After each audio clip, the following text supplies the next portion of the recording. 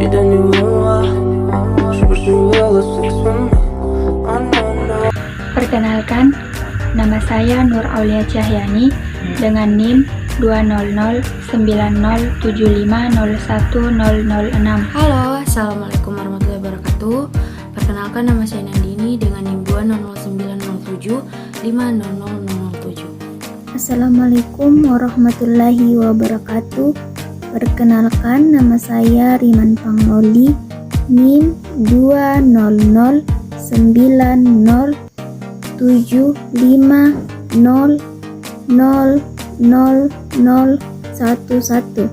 Assalamualaikum warahmatullahi wabarakatuh. Assalamualaikum warahmatullahi wabarakatuh. Perkenalkan, nama saya Muhammad Iwan Rauf dengan NIM 2009075020005. Sekian. Assalamualaikum warahmatullahi wabarakatuh. Assalamualaikum warahmatullahi wabarakatuh. Perkenalkan, nama saya Rahmat Hidayat, NIM 2009075000003. Chapter 1. Siapa konsumennya? Konsumen biasanya dianggap sebagai orang yang mengidentifikasi kebutuhan atau keinginan, mencari produk untuk memenuhi kebutuhan, membeli produk dan kemudian mengkonsumsi produk untuk memenuhi kebutuhan mereka. Perilaku dan pembelian konsumen. Perilaku konsumen mengkaji bagaimana individu memperoleh, menggunakan dan membuang penawaran perusahaan. Ada 3 faktor yang mempengaruhi perilaku konsumen, yaitu yang pertama, pengaruh eksternal, yang kedua pengaruh internal, dan yang ketiga proses pasca keputusan.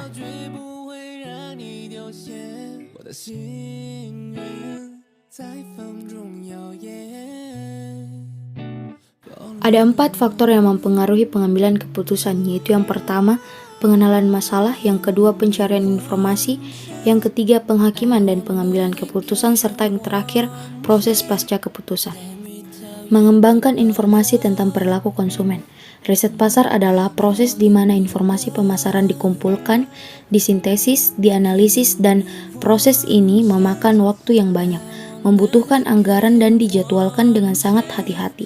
Itu harus digunakan ketika ada waktu untuk mengumpulkan, menilai, dan bertindak dengan benar atas informasi. Ada 2 metode penelitian, yaitu yang pertama metode penelitian kualitatif dan yang kedua metode penelitian kuantitatif. Ada 2 data riset pemasaran, yaitu yang pertama data primer dan yang kedua data sekunder. Begitu juga dengan metode pengumpulan data, ada 4, yaitu yang pertama survei, wawancara, kelompok fokus, dan eksperimen. Chapter 2. Pengaruh suku, agama, dan golongan. Konteks budaya terbagi atas 2, yaitu budaya konteks tinggi dan budaya konteks rendah. Menargetkan kelompok imigran terpengaruh menurut tingkat akulturasi.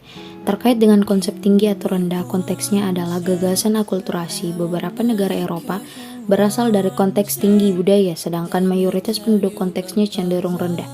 Saat berkembang, strategi pemasaran bisnis perlu menyadari seberapa banyak budaya asli imigran ini telah dipertahankan. Beberapa imigran berasimilasi menjadi mayoritas budaya dan dengan cepat mengadopsi norma-norma mereka dan perilaku, termasuk perilaku konsumen. Iklan dan promosi yang ditargetkan. Strategi periklanan dan promosi adalah juga dipengaruhi oleh preferensi kelompok sasaran. Ini menjadi jauh lebih menonjol dalam kasus kelompok etnis yang norma budaya dan selera berbeda dari kelompok mayoritas dalam masyarakat. Teori akomodasi. Teori ini menyatakan bahwa upaya yang dilakukan oleh komunikator untuk membuat diri mereka lebih disukai orang-orang yang mereka tuju, diperhatikan dan diapresiasi oleh penonton. Subkultur agama. Agama juga dapat berdampak besar pada perilaku konsumen. Dampak agama pada nilai dan perilaku banyak orang individu ini menetapkan seperangkat keyakinan dan menentukan norma perilaku. Bagaimana pemasaran dapat menargetkan subkultur agama? Perusahaan menargetkan kelompok agama konsumen dapat menggunakan beberapa jenis media promosi untuk menjangkau orang-orang. Chapter 3. Pengaruh kelas, usia, dan jenis kelamin. Usia dan identitas konsumen dilihat dari pendidikan, pekerjaan, penghasilan, dan mobilitas kelas sosial. Bagaimana kelas sosial mempengaruhi konsumen? Kelas sosial mempengaruhi perilaku konsumen dengan cara yang berbeda. sebanyak konsumen dimotivasi oleh faktor kelas sosial untuk memperoleh dan mengkonsumsi produk tertentu dan layanan. Pemasaran ke remaja. Pasar remaja sangat menarik untuk pemasar. Ini sebagian hanya karena ukuran. Di Inggris Raya, 18% dari penduduk berusia 14 tahun atau lebih muda. Di dalam Amerika Serikat, sekelompok tersebut adalah 21% dari populasi. Di Cina adalah 25% dan di India itu setinggi 33%. Chapter 4. Motivasi, persepsi, dan sikap konsumen. Motivasi konsumen, definisi. Motivasi mengacu pada keadaan gairah batin yang mengarahkan orang untuk berperilaku seperti yang mereka lakukan. Itu terjadi ketika suatu kebutuhan muncul dalam diri konsumen yang harus mereka penuhi. Efek dari motivasi yang tinggi. Semakin banyak konsumen membuat komitmen untuk hidup sehat dan tanggung jawab lingkungan. Motivasi konsumen. Motivasi mengarah pada ketertiban. Beberapa orang bisa sangat terikat pada produk.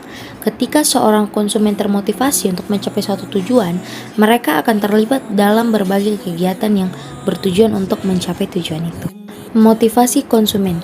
Keterlibatan konsumen selain mendorong perilaku yang relevan dengan tujuan, motivasi mengarah pada keadaan psikologis yang disebut keterlibatan. Ini adalah relevan suatu objek bagi seorang berdasarkan kebutuhan dan nilai individu mereka. Persepsi konsumen.